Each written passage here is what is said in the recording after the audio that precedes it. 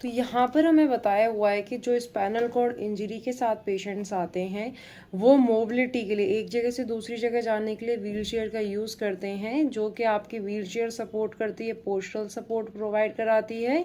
ठीक है, क्योंकि जो स्पाइनल कॉर्ड इंजरी का पेशेंट होता है उसके अंदर क्या होता है कि वो अपनी ट्रंक को, अपने लोअर लिम अपर लिम्स को ज़्यादा यूज़ नहीं कर पाता है क्योंकि उसको पैरालिसिस हो चुका होता है।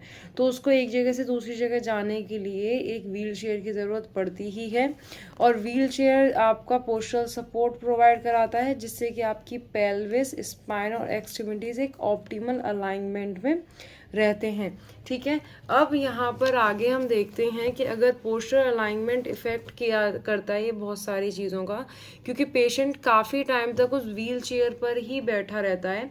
तो क्या होता है, जब बहुत टाइम तक बैठा हुआ है तो उसकी रेस्पिरेशन, ठीक है, उसका वॉबल, ब्लैडर फंक्शंस, ये सारे इफेक्ट होते हैं। स्किन इंटीग्रिटी, मोबिलिटी, ये सारी चीज़ें इफेक्ट होती हैं। ठीक है, पुअर पोस्चर, अगर पेशेंट ने जो व्हील चेयर बनवाई है वो अपने हिसाब की नहीं बनवाई, हर एक पेशेंट के हिसाब से व्हील चेयर कस्टमाइज होती है। अगर वो प्रॉपरली कस्टमाइज नहीं हुई है तो बहुत सारे जो है कॉम्प्लिकेशंस, नेगेटिव इफेक्ट्स वहाँ पर हमें देखने के लिए मिल सकते हैं। जब आप किसी को भी एज अ फिजियोज या फिर आप किसी को व्हील चेयर वो कराएंगे तो सबसे पहले पेशेंट का गोल क्या है, उसके कैरेक्टरिस्टिक्स क्या हैं, उसकी इन्वायरो एक्टिविटीज़ क्या हैं। अगर कोई स्पोर्ट्स का पर्सन है तो उसकी व्हील चेयर अलग तरीके की होनी चाहिए। कोई अडल्ट है या कोई ओल्ड एज पेशेंट है तो उसके जो गोल्स हैं उसको देखते हुए आप व्हील चेयर प्रिस्क्राइब करेंगे। ठीक है, पहली चॉइस जो आती है यहाँ पर व्हील चेयर डिस्कस करने में या प्रिस्क्राइब करने में, वो सबसे पहले आती है, एक होती है मैनुअल जिसको इंसान अपनी अपर एक्सट्रीमिटीज़ की हेल्प से चलाता है। दूसरा होती है पावर जिसमें रिमोट आता है, या फिर वो जो है इसके ऊपर एक ऐसे तरीके का सिस्टम आता है, मतलब उसको आई थिंक उसको कुछ बोलते हैं, जॉयस्टिक टाइप चीज आती है। ठीक है, जिससे वो उसको मूव करता है। हमने मूवीज वगैरह में ये सारी चीजें देखी हैं। तो सबसे पहले जो चॉइस करनी है वो मैनुअल और आपका पावर वाली व्हील चेयर के अंदर करना है। अब इसके ऊपर क्लासिफिकेशन किस तरीके से करनी होती है, जो पावर वाली जो हमारी मैनुअल होती है उसको हम इंडिपेंडेंटली वो प्रोपेल कर पाए। मैनुअल व्हील चेयर को अगर वो मैनुअली चला रहा है तो ऑब्वियसली उसकी जो इंजरी होनी चाहिए वो ऐसी जगह पर होनी चाहिए जिसमें उसकी अपर एक्सट्रीमिटीज जो हैं वो काम कर रही हों। ठीक है, तो एन इंडिविजुअल जिसकी इंजरी C5 C6 लेवल तक होगी वो आपका इंडिपेंडेंटली मैनुअल व्हील चेयर को यूज कर सकता है, और but may not have the endurance और strength for community wheelchair mobility. Community wheelchair mobility का यहाँ पर मतलब है कि बहुत ज़्यादा जब कम्युनिटी के अंदर वो निकले तब वो जो है वहाँ पर उस व्हील चेयर को यूज़ ना कर पाए उतने अच्छे से, मतलब वो बहुत ज़्यादा अच्छे से यूज़ नहीं कर पाएगा अगर C5 और C6 की वो है। ठीक है, तो इस तरीके से उसकी मोबिलिटी जो है उतनी बढ़िया नहीं होगी कि वो प्रॉपरली यूज कर पाए कम्युनिटी के अंदर। ठीक है, एंडोरेंस और स्ट्रेंथ कम होगी। तो सिलेक्शन जो हमें करना है आपका मैनुअल और पावर व्हील चेयर पर, वो इस केस को नज़र में रखते हुए करना है कि जो पेशेंट है उसकी अगर हायर सर्वाइकल इंजरी हुई है तो वो पावर व्हील चेयर लेगा। इट्स मीन्स कि C4 से अगर ऊपर की इंजरी है तो उसको पावर व्हील चेयर लगेगी, और उसके अगर नीचे की है तो वहां पर हम आपका ये जो है मैनुअल को यूज कर सकते हैं। ओके, अब इसके आगे हम देखते हैं। ठीक है, बिफोर प्रिस्क्राइबिंग बहुत सारे जब आप किसी को भी प्रिस्क्राइब करते हैं व्हील चेयर तो बहुत सारे ट्रायल्स उसके लेने होते हैं कि वो किस तरीके की व्हील चेयर उसको कंफर्टेबल हो रही है, इन्फॉर्म डिसीजन, और किस टाइप की जो है वो व्हील चेयर को ऑब्टेन करना चाह रहा है, कौन सी कंफर्टेबल है उसके लिए। ओके, अब यहाँ पर दो बेसिक फ्रेम्स आते हैं। अब हम उसको जो है डिस्क्राइब करेंगे, मैनुअल को और आपकी पावर को। अब अगर हम मैनुअल में देखते हैं तो मैनुअल में दो तरीके के फ्रेम्स आते हैं। पहला तो यहाँ पर जो मैनुअल है, मैनुअल के अंदर दो तरीके के फ्रेम्स आते हैं। फर्स्ट है आपका foldable, second one is rigid.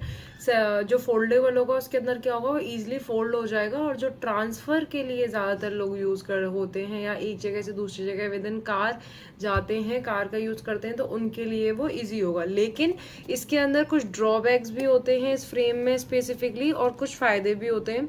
जो फोल्डेबल होगा ये इंपॉर्टेंट होता है जो ट्रांसफ़र करते हैं कार के अंदर, जैसे एम्प्लॉयज़ हैं या जो एक जगह से दूसरी जगह ट्रैवल करते हैं उनके लिए। ओके, तो पेशेंट्स, ठीक है, ये कम्पैक्टली फोल्ड हो जाता है विदाउट रिमूविंग एनी पार्ट।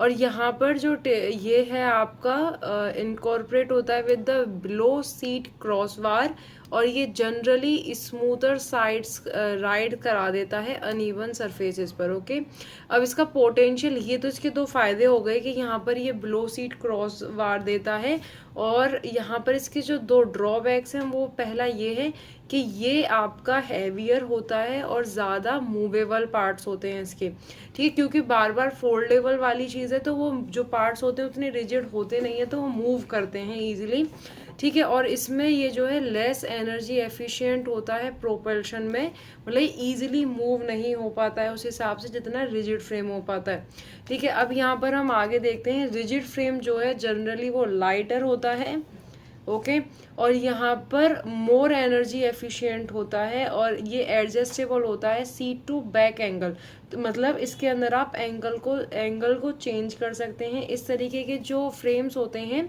इनको स्टोर करना मुश्किल हो जाता है गाड़ियों के अंदर, लेकिन both wheels must be remove for storage, इसके अंदर जो बोथ व्हील्स हैं वो रिमूव हो जाते हैं। रिजिड फ्रेम जो होता है ये ज़्यादा ड्यूरेबल होता है than the folding frame. Folding frame अगर आपका 3 साल 4 साल चल रहा है तो वहीं पर ये वाला जो है आपका और ज़्यादा लंबा चलेगा। ओके, एक वेराइटी ऑफ डिफरेंट कंपोनेंट्स, ठीक है, तो ये चीज़ हमने फोल्डिंग और इसमें देखी। दूसरी चीज़ क्या है, इसके अंदर जो मैनुअल वाले आते हैं इसमें वेट के अकॉर्डिंग भी 3 कैटेगरीज आती हैं। पहली कैटेगरी होती है आपकी standard, second one is light weight, और third one is the ultra weight, ठीक है। अब यहाँ पर हम देखते हैं आपका कि पावर व्हील चेयर जो होती है, एज आई टोल्ड यू कि पावर व्हील चेयर इंडिकेशन होती है उसके लिए जो कि अपर सर्वाइकल इंजरीज हो रखी होती हैं C4 लीजन से ऊपर वाली, ठीक है। और यहाँ पर जो पेशेंट C5 लीजन्स के होते हैं वो भी इसको यूज़ कर सकते हैं, particularly for the community mobility, क्योंकि कम्युनिटी मोबिलिटी में C5 और C6 पेशेंट भी जो थे लीजन्स वाले वो नहीं कर पा रहे थे। इसके अंदर एक टिल्ट इन स्पेस होता है, रेक्लाइनिंग सिटिंग सिस्टम होता है जो कि पोस्चरल कंट्रोल देता है पेशेंट को और अलाउ करता है इंडिपेंडेंटली परफॉर्म करने के लिए प्रेशर रिलीफ, ठीक है। तो जो मैनुअल होती है उसमें किसी का हेल्प लगती है या फिर पेशेंट को सिखाना पड़ता है प्रॉपरली, लेकिन जो मैनुअल वाली है, जो ये पावर वाली है, इसके अंदर आप जो है इसके फीचर्स को यूज़ करके प्रेशर रिलीफ कर सकते हैं, ठीक है। टिल्टिंग है, जैसे कि रेक्लाइनिंग है, तो इन सब चीज़ों को फीचर्स को यूज़ करके इसमें वेरियस टाइप के कंट्रोल्स आते हैं, हैंड ऑपरेटेड जॉयस्टिक्स आती हैं, टू और सिप और पफ कंट्रोल, ठीक है। इस तरीके के दोनों ये कंट्रोल्स आते हैं।